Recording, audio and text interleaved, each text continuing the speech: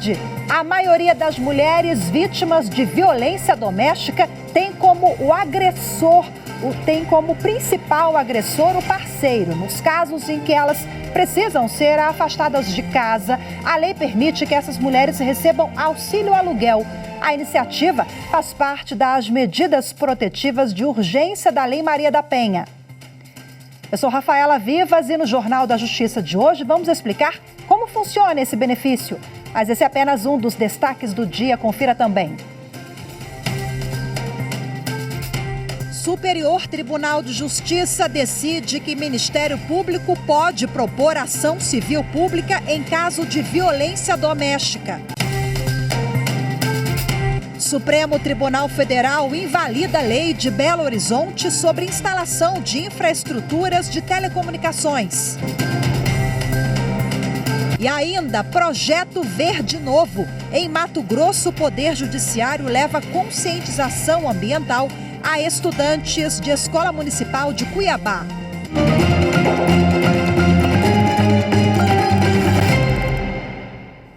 O Supremo Tribunal Federal considerou inconstitucional uma lei de Belo Horizonte, Minas Gerais, que tratava da instalação e funcionamento de infraestrutura de telecomunicações.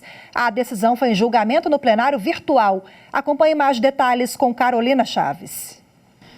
Os ministros julgaram uma ação apresentada pela Associação Nacional das Operadoras Celulares, a ACEL, que questionou a lei do município mineiro sancionada em agosto do ano passado.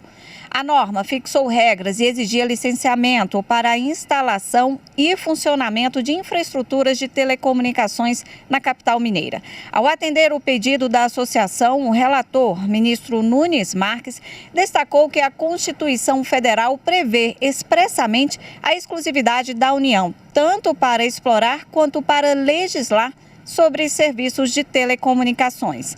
Além disso, a atividade do setor está regulada pela Lei Geral de Telecomunicações e pela Lei 13.116 de 2015, que trata da implantação dos serviços, ambas federais. O relator ainda lembrou que a lei municipal interfere nos contratos entre poder público e empresas de telecomunicações. O presidente do Supremo Tribunal Federal, ministro Luiz Roberto Barroso, está em Frankfurt, na Alemanha. Ele participou na manhã de hoje, ao lado do presidente do Tribunal Constitucional Alemão, do painel de abertura do Seminário Internacional de Alta Formação, Digitalização e Democracia, um diálogo Brasil-Europa. O ministro ficará até sexta-feira na Europa. Na quarta, ele faz palestra em Londres, na Inglaterra, sobre liberdade de expressão, mídias sociais e fake news. E ainda se reunirá com o presidente da Corte Suprema Britânica. Na sexta-feira, Luiz Roberto Barroso estará em Paris para falar sobre direito e sustentabilidade ambiental.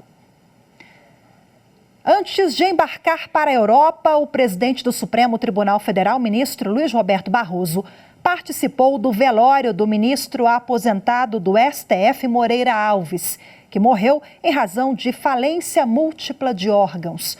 O corpo foi velado na sede do Supremo. Os detalhes com Rossini Gomes. Parentes, amigos e autoridades foram ao velório no Salão Branco do STF.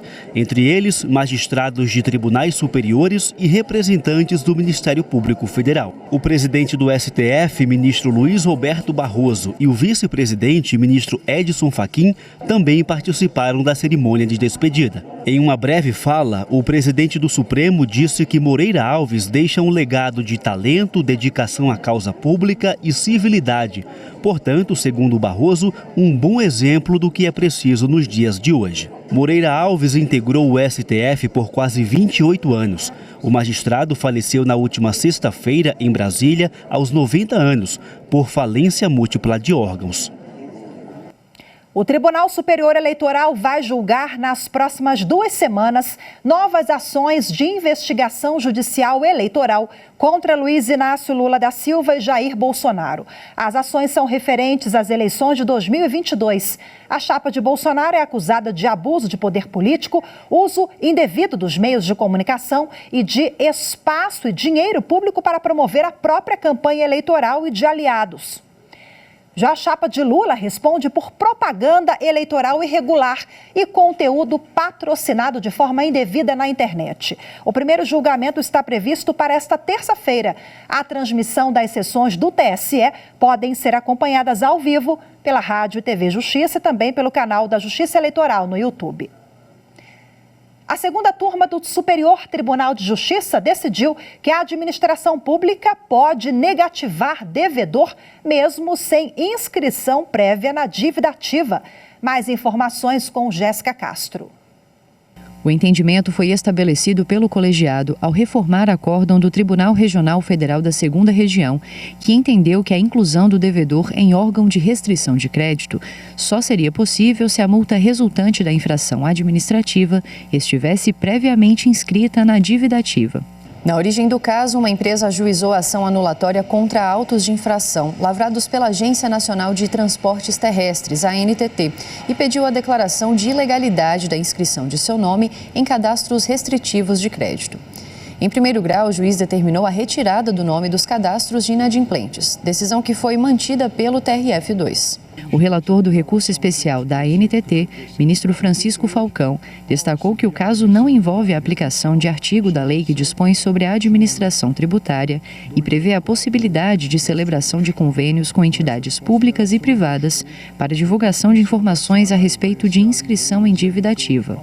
O ministro lembrou o entendimento da primeira sessão, no sentido de que a anotação do nome da parte executada em cadastro de inadimplentes, entendida como medida menos onerosa, pode ser determinada antes de esgotada a busca por bens penhoráveis. Ao dar provimento ao recurso da ANTT, a segunda turma, seguindo o voto do relator, apontou que para a realização da anotação restritiva é suficiente que o credor apresente documento que contenha os requisitos necessários para a comprovação do débito, não sendo obrigatoriamente a certidão de dívida ativa.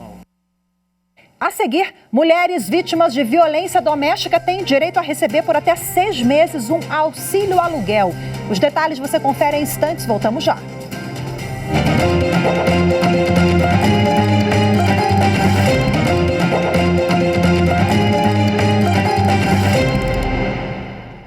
O Ministério Público pode propor ação civil pública em caso de violência doméstica. A decisão é da 6ª turma do Superior Tribunal de Justiça. Mais informações com a repórter Marina Campos. O colegiado entendeu que, em defesa de interesses individuais de vítima de violência doméstica, o Ministério Público tem legitimidade para propor ação civil pública. Na origem do caso, após ter sido agredida pelo irmão, uma mulher procurou o Ministério Público de São Paulo, que requereu medidas protetivas de urgência, as quais foram deferidas pelo juízo de primeiro grau. 4 meses depois, o MP ajuizou ação civil pública com pedidos para que o réu se afastasse da casa onde morava com a irmã e fosse proibido de se aproximar ou ter contato com ela. O Tribunal de Justiça de São Paulo e o juízo de primeira instância entenderam que o MP não possuía legitimidade ativa para propor tal tipo de ação. Para o TJ de São Paulo, a ação civil pública tinha, na verdade, natureza de ação civil privada, que não compete ao MP propor. No STJ, o relator desembargador convocado, Jesuíno Rissato, destacou que a ação civil pública pode ser utilizada não apenas para tutelar conflitos de massa, que envolvem direitos transindividuais, mas também para defender direitos e interesses indisponíveis, ou que detenham suficiente repercussão social, servindo a toda a coletividade. Ele ressaltou ainda que o MP tem legitimidade para atuar nas causas cíveis e criminais decorrentes de violência doméstica e familiar contra a mulher. Mulheres vítimas de violência doméstica que precisam ser afastadas de casa agora têm direito a receber por até 6 meses um auxílio aluguel. A lei sancionada pela Presidência da República inclui o benefício entre as medidas protetivas de urgência da Lei Maria da Penha. A reportagem é de Evne Araújo. As marcas da violência estão evidentes. São cicatrizes das diversas facadas que levou do ex-marido 3 anos atrás. A mulher, que prefere não mostrar o rosto, conta que mesmo com uma medida protetiva de urgência a favor dela, o homem continua a perseguindo. Eu fui embora e aí ele voltou pra tentar me matar. O medo é constante, por isso ela muda de casa em casa na tentativa de se esconder. Eu queria justiça, né? Porque cada vez mais é mulher morrendo. E hoje eu tenho medo. O momento que eu penso mais é de um dia acontecer qualquer coisa comigo e meus filhos não ter onde morar, porque eu não tenho pai, não tenho mãe, eu não tenho família para cuidar deles. A medida protetiva de urgência e o afastamento das mulheres da própria casa são alternativas de segurança previstas na Lei Maria da Penha. Isso tem um motivo. Os números de violência doméstica no país têm aumentado. Segundo o Anuário Brasileiro de Segurança Pública, no ano passado, houve crescimento de 6% nos registros de feminicídio, com 1.437 mulheres mortas. Ainda segundo o levantamento, 5 mulheres são espancadas a cada 2 minutos no Brasil. Em mais de 80% dos casos, o responsável é o marido, o namorado ou o ex-parceiro, que também se aproveitam da dependência financeira da vítima. O auxílio aluguel vai ser pago por estados, municípios ou Distrito Federal por meio do Sistema Único de Assistência Social e do Fundo de Assistência Social. Já a decisão de conceder o benefício deve partir do juiz responsável pelo caso. O subsídio tem prazo máximo de 6 meses. Ainda sobre o assunto, a repórter Evne Araújo conversou com a advogada e presidente do Instituto Libertar Mulher, Maia Maria. Acompanhe. Doutora, a gente sempre fala sobre a questão da violência patrimonial, né, que ainda assola muitas mulheres, algumas delas dependem financeiramente do agressor. Como essa lei vem para ser mais um apoio para essa mulher vítima de violência doméstica? A mulher vítima de violência doméstica, principalmente a mulher da comunidade, que ela não tem uma rede de apoio, né, que seria familiares, amigos por perto, ela tem muita dificuldade de sair aí do relacionamento abusivo. E com essa nova lei aí de proteção à mulher, isso vai facilitar para que ela se livre aí do agressor e possa ter esse auxílio aluguel e, né, se livrar junto com seus filhos e ter um espaço de moradia enquanto ela busca aí um emprego ou busca voltar ao mercado de trabalho. Doutora Maia, agora cabe ao juiz estabelecer se essa mulher vai para um acolhimento, se ela vai ter o benefício, como é que vai funcionar tudo isso? Eu acredito que nesse momento o juiz vai analisar as questões de vulnerabilidade social, a quantidade de filhos, né, se a mulher está inserida no mercado de trabalho ou não. Então, há toda essa análise por trás, né, até porque esse auxílio aluguel é durante 6 meses, né, o prazo máximo, mas ele vai analisar realmente a necessidade desse auxílio para que possa ser deferido a essa vítima de violência doméstica. Hoje o Brasil tem as casas da mulher brasileira, tem a rede de apoio, de acolhimento, essas mulheres podem passar um período nessas casas, casa-abrigo, as mulheres podem passar um tempo nessas casa-abrigo, mas essa lei vem também para somar, né? A questão da casa-abrigo, ela já é bem efetiva aí na Casa da Mulher Brasileira, as casas-abrigo, a mulher busca auxílio, porém, tem a questão da mulher que tem filho, né, do sexo masculino, com mais de 13 anos, e aí não tem aquela mãe que está sofrendo violência doméstica que vai para a casa-abrigo e vai abandonar o filho.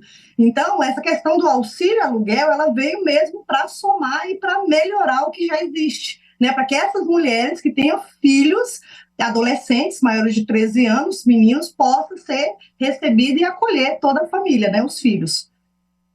Doutora, conta pra gente a importância dessas mulheres vítimas de violência doméstica terem uma rede de apoio e acolhimento, especialmente jurídico, né? Porque muitas delas não sabem sequer que têm direito.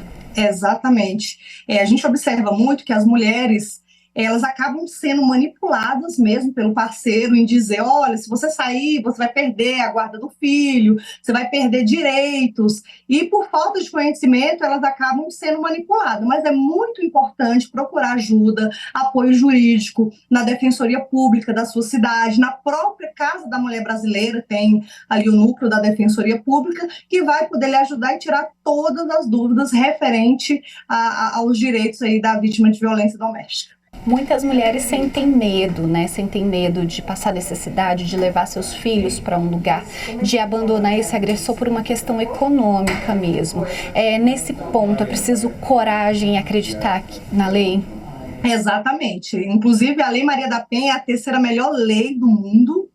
E a questão é a falta de conhecimento, né? As mulheres desconhecem os seus direitos e aí acabam, e eu falo muito da questão do emocional. Ela está em um relacionamento abusivo, um relacionamento violento, por falta de conhecimento e pela questão da manipulação mesmo, porque o agressor, ele faz com que a mulher acredite que sem ele ela não consegue sobreviver, e é por isso que é muito importante, além do lado jurídico, o fortalecimento terapêutico, né, das emoções dessa mulher, para que ela possa entender que ela consegue viver sem o agressor do lado. Conta pra gente um pouco como é o trabalho do Instituto Libertar Mulher. Aqui no Instituto Libertar Mulher, nós fazemos desde a parte inicial, que quando a mulher informa a violência, a gente faz assistência jurídica, acompanha a delegacia, faz o pedido de medida protetiva, e essa mulher tem a terapia semanal, né, que durante 40 minutos a 1 hora, semanalmente, ela faz essa terapia para realmente se livrar do agressor, liberar aí a mente dela, aqueles pensamentos de manipulação de anos que ela vem vivendo. Nós temos a aula de reforço para os filhos, né? Criança e adolescente, a gente recebe também os filhos. Temos também cursos profissionalizantes para as mulheres, porque querendo ou não, foi o que a gente falou, né? A mulher, além da parte jurídica e emocional, ela precisa se profissionalizar, porque a grande maioria não está fora do mercado de trabalho, não sabe se quer fazer um currículo, então a gente faz esse acolhimento, curso profissionalizante, elabora o currículo, temos parceria com os empresários locais, onde a gente encaminha essas vítimas, então são todos os trabalhos feitos aqui no Instituto, roda de acolhimento para mulheres, tudo voltado mesmo para o fortalecimento e o acolhimento dessas mulheres. Doutora Maia Maria, muito obrigada pela participação e parabéns pelo trabalho. Obrigada. A seguir, Projeto Verde Novo. Em Mato Grosso, o Poder Judiciário leva conscientização ambiental a estudantes de Escola Municipal de Cuiabá. Os detalhes, as informações em instantes, voltamos já.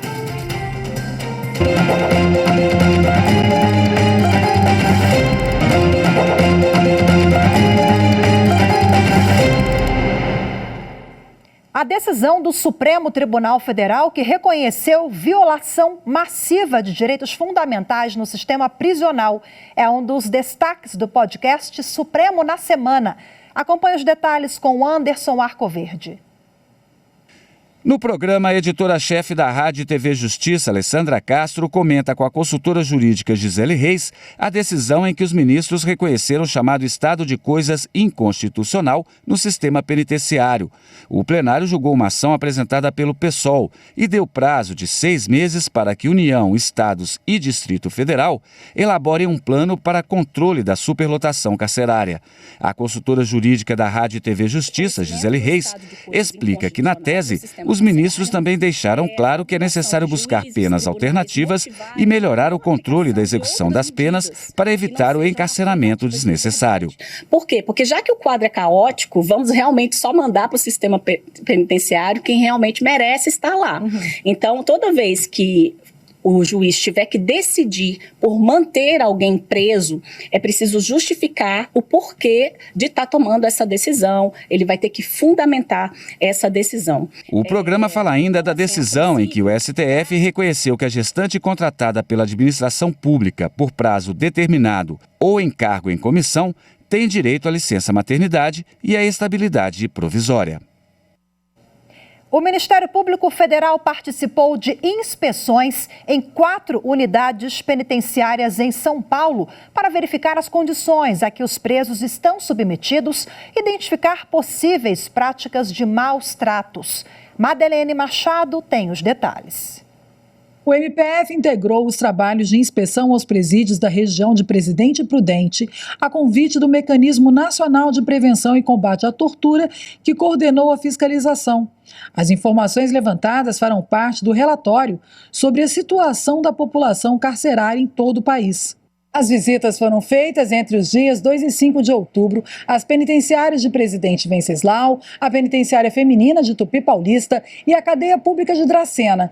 Em conjunto com a equipe do Mecanismo Nacional de Prevenção e Combate à Tortura, os procuradores tiveram acesso a todas as instalações das unidades prisionais e puderam colher informações por meio de entrevistas com presos e funcionários e também por consultas a documentos. De acordo com recomendações do Comitê contra a Tortura da Organização das Nações Unidas, todos os estados e o Distrito Federal também devem estabelecer seus mecanismos locais, de modo a se criar uma rede preventiva que garanta o cumprimento do tratado internacional assinado pelo país. Porém, apenas Rio de Janeiro, Paraíba, Rondônia e Acre dispõem de estruturas estaduais com essa finalidade. O Tribunal Regional do Trabalho da Bahia agora conta com um ponto para descarte de lixo eletrônico. As informações com Carolina Vasco. Se você não sabe o que fazer com aquele material eletrônico sem utilidade em casa ou no trabalho, o TRT da Bahia pode ajudar. Sabe aquelas pilhas que a gente deixa guardadas no fundo da gaveta ou então objetos eletrônicos que já não têm mais serventia? Então, basta vir aqui, a sede administrativa do TRT da Bahia, no bairro de Nazaré, e depositar aqui, nesse depósito para lixo eletrônico, como eu vou fazer agora. Pronto, resolvida a questão. Além de contribuir para o meio ambiente, você se livra da bagunça em casa. Isso é muito importante, né? E a natureza agradece, porque é um descarte consciente, né? Após a coleta deste material, a empresa responsável leva ao balcão e faz a triagem para a descaracterização dos eletrônicos. A engenheira ambiental, que atua como consultora, explica como funciona. Todo o material que é retirado, vai ser retirado metais, placas, o plástico, o vidro, todos os componentes são retirados desses materiais eletrônicos e, após isso, eles são comercializados para a indústria, né? Encaminhado para a indústria e com o objetivo de não extrair mais materiais da natureza, né? Então, eles entram no processo produtivo de novos materiais. Nós precisamos aprender a descartar os objetos, especialmente os eletrônicos que contêm metais pesados. Inclusive, a própria literatura médica já aponta várias doenças graves envolvendo essa contaminação por metais pesados. O Brasil é o 5º maior gerador de lixo eletrônico no mundo. Segundo dados do The Global Waste Monitor de 2020, está atrás apenas da China, Estados Unidos, Índia e Japão. Com a logística reversa, os próprios geradores, consumidores e fabricantes, eles têm responsabilidade em estarem destinando esse resíduo, né? Em dar uma destinação ambientalmente adequada a esses resíduos. Então, nós também temos responsabilidade, assim como os fabricantes e os comerciantes.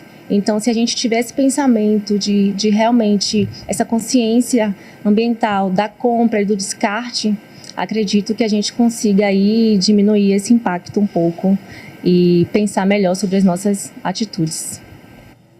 Em Mato Grosso, o projeto Verde Novo do Poder Judiciário do Estado levou conscientização ambiental aos estudantes da Escola Municipal Celina Fialho Bezerra, do bairro Altos da Serra 1, em Cuiabá. Veja como foi na reportagem de Eli Cristina Azevedo. Os alunos do 6º ano da Escola Municipal Celina Fialho Bezerra, do bairro Altos da Serra 1, em Cuiabá, receberam o projeto Verde Novo do Poder Judiciário de Mato Grosso. As atividades começaram com a palestra sobre a importância da arborização urbana. Nós sabemos que a arborização urbana contribui muito para diminuir essa temperatura, refrigerar o ambiente, umidificar o ar, embelezam as cidades, também protegem os solos, protegem os mananciais. Conforme a Constituição Federal, ter um meio ambiente ecologicamente equilibrado é direito de todos, porém é dever do poder público e da coletividade a defesa e a preservação. Essa conscientização é levada pelo projeto a toda a comunidade, começando pelas crianças. Elas participaram da oficina de plantio de mudas no terreno da escola e do jogo ecológico Rebojando, em que aprenderam brincando. A gente aprendeu bastante coisas lá sobre como é a importância das árvores, né, para o nosso meio ambiente, também para o nosso ecossistema, que sem ela a gente não pode fazer muitas coisas. E também a gente plantou algumas árvores lá atrás para a geração futura poderá ter mais sombras, para minimizar o efeito estufa. O projeto ele veio somar com as nossas atividades, dentre eles da área da educação ambiental, mostrando para os nossos alunos quanto é importante nós trazermos de volta esse verde da cidade de Cuiabá. O Verde Novo é um projeto do Juizado Volante Ambiental de Cuiabá, desenvolvido junto à Prefeitura Municipal, Instituto Ação Verde e parceiros. E certamente essa criançada, né, eles serão multiplicadores da informação. A gente já viu ali na reportagem que está na ponta da língua, né? A conscientização ambiental tem que começar desde cedo. Hoje nós ficamos por aqui. Muito obrigada pela sua companhia. Uma ótima tarde, excelente semana para todos nós. Até amanhã. Tchau, tchau.